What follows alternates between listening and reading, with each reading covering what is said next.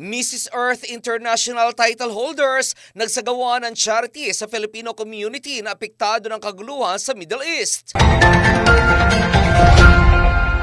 Beauty Quiz with Compassion. Ito ang pinakita ng dalawang title holder ng Mrs. Earth International na sina Jenny Casadi at Angie Jones na magsagawa amang ito ng charity mission sa mga Pilipino na naapektuhan ng kaguluhan sa gitnang silangan. Bit-bit ang lakas ng loob at awa sa Filipino community, hindi inalintana ni Jenny ang panganib na dala ng giyera sa pagitan ng Iran, Israel at Amerika nang lumabas at puntahan nito ang Filipino community para maghatid ng mga pagkain at kaunting tulong, habang si Angie naman ay nagpadala ng tulong para maging successful ang naturang charity. Nainiwala ang dalawang crown holder ng Mrs. Earth International na in times of darkness, even the smallest acts of kindness can shine the brightest light. Dahil sa ginawa ng dalawa, ipinakita lamang naman ito na ang true queens lead not only with beauty but with humanity. Kasabay nito ang panawagan ng dalawa na magkaroon ng unity at i-spread ang pagmamahal sa kapwa sa gitna na nangyayaring krisis sa buong mundo. Si Jenny Casadi ang reigning Mrs. Philippines UAE at Mrs. Earth International Water 2025, habang si Angie Jones naman ang reigning Mrs. Earth International USA 2025 at Mrs. Elite Earth International. At iyan aking balita, ako si Attorney and you are watching The News Watch.